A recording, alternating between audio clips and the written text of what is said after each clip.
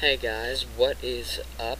It is June 11th, and it's been a while since I just uploaded like a plain vanilla PC build video of a certain price point. So I'm just going to be uploading this video, and let's jump right in. I think you guys will be very surprised at this rig. I don't find it unbalanced. Some people say, oh, it's unbalanced. Well, it is unbalanced, but it's not unbalanced to the point where it's not one component will be dragging down another. It's just unbalanced in how I spent my money. So, or how I budgeted it. So, first off, we have from Micro Center. Everything else is from Newegg. We have a AMD Phenom 2 X3 B73 processor. This is the same one I used for my $340 PC. It should run fine. It runs at 2.8 gigahertz. It's got a chance of unlocking, and it'll work with the motherboard. It's a little bit old architecture, and it's 45 nanometers, but it should do fine because it's a tri-core, and most games only use dual cores, so you should be good to go if you're like listening to music on the side too through your PC. So for the motherboard, we have a ASRock 770i Cafe. Weird name. So it's got 4 slots of RAM, 4 DIMM slots, so you can plug in up to 16 gigs of RAM. It does have an extra. Hold on, let me see. It might have.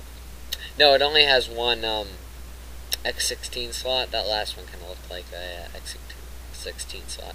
So it only has one of those. So you can't do Crossfire or SLI, which you'd be doing SLI if you ran my configuration.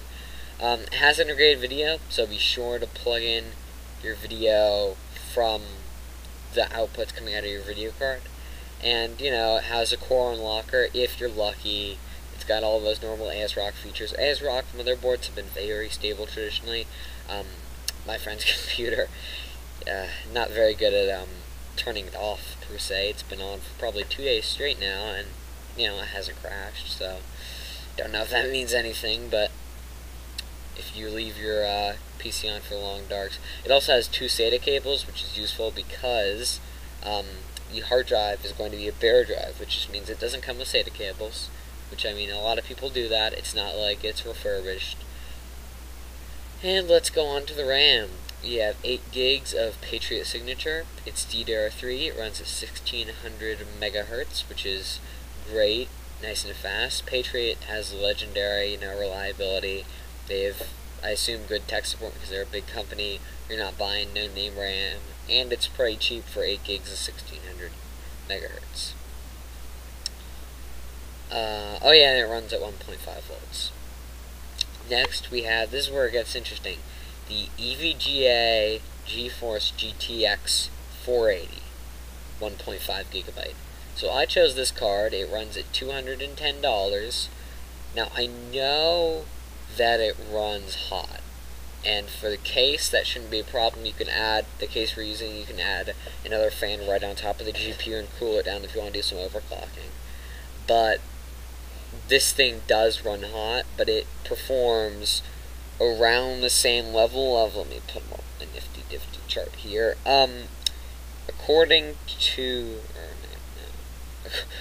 to me, it performs basically the same as a GTX 580, a little bit worse and runs a little hotter. Basically, the only difference, here, let me pull up a, I think the 580 has, around 100 or so more cores, and it's at a slightly faster frequency, somewhere around, it's closer to 800 megahertz than the 700 megahertz the GTX 480 runs at. So basically, it's just a clock difference in a few more cores. It has 1.5 gigs of RAM, which if you're only running 1080p on one 23-inch monitor, that means you can turn up some of the anti-aliasing a little bit more than you would a 1 gig card. So it's got DirectX 11 support. It's got everything that people need, and it's only $210. That's pretty freaking cheap. Plus the GTX. I don't know why, but the GTX. All of the this is the only model of the 480 that's on Newegg right now, and it was for a while since I started using Newegg, and all the 580s have been going out, so I don't know if they're just discontinuing them and not discontinuing the 480 because they're the same architecture, and I guess they're just chopping off one because it's too close to the 680. Alright, for the power supply, we need a big one for this because the 480 is power hungry like the 580, but the 580 is a little less power hungry, but they're still not very friendly. We have an Antec Earth Watts EA 650 watt. So it's 650 watts of power, which the 480 recommends a 600 watts, so you should be good to go there. It's 80 plus bronze certified. It's got two 12-volt rails, which I don't know a whole lot about rail technology. It has all of the outputs we need, and if you decide to go with a different motherboard, what was I going to say? Oh, if you use a different motherboard that supports SLI, which you're going to need a 990 chipset, just so you know, you can run two of these in SLI. We can run two cards in SLI. You can't run two 680s in SLI. But, one fair word of warning, it's quote-unquote green, so it doesn't have a power cord. So you need to buy one of those yourself. But since that will not affect the PC's performance, I chose to leave it out. So, next for the hard drive, we're going to be using a Seagate Barracuda 1TB. This is 7200 RPM. It's got 64 megs of cache, which is the most you can have without going into hybrid territory on a hard drive at a time, which is, you know, great. It'll be nice and fast. It's cheaper than a terabyte black drive, which would have the same or less specs. Just so you know, on Newegg, there are two different Bear drive versions of the Barracuda that aren't refurbished. One has 32 megs of cache, one has 64. So, just be aware of that, and try and find the one that has 64 megs. So, this will be plenty for all of your games. It's nice and fast. And if you want, you can add an SSD for caching, which would greatly improve. It's like the Corsair Force series, I know, does that. And then, of course, we have the Cooler for our case. We have the Cooler Master Elite 311. So I love this case. It's got you can change the LEDs on the front panel. It's got a nice big window where you can add a fan, which most cases have windows, but they just add a fan and it really obstructs us. And this I don't feel like it does. It comes with one 112-meter fan, so that is great for keeping your CPU nice and cool. And it has a bottom-mounted PCU, which you usually don't find on very budget cases like this. And then, of course, we have a Samsung SH222, or just DVD burner. That would probably come up better because I don't know if the name's right. It's $18. I have this. It's a great little burner. It has Samsung's own technology, so that you don't. It improves the likelihood of not getting your disc scratched. So I like that. It's called Super Write Master. It's on the front. It's imprinted. For the CPU cooler, which we need one because our processor's OEM, we have the Arctic Cooling Elsalpa. I have no idea how to say that. It sounds like it. Sounds like a like the cousin of a llama. I don't know what it is.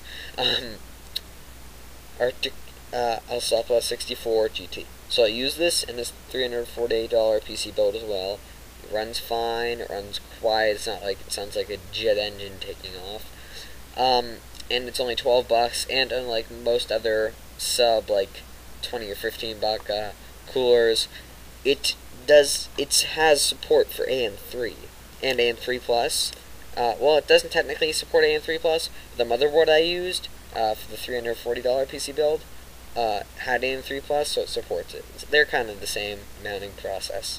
AM3 Plus just have these beefed up rail to deliver power to the FX processors. So that will just about do it. This PC would be great. It could probably max out Battlefield. Well, probably play on high or ultra, depending on what your frame rate threshold is. Like 1080p at, I don't know, like a 32-inch monitor. So this would do great for gaming. It doesn't break the bank, and better yet, it has the performance of a video card twice its cost. So, real money saving there. Thanks for watching.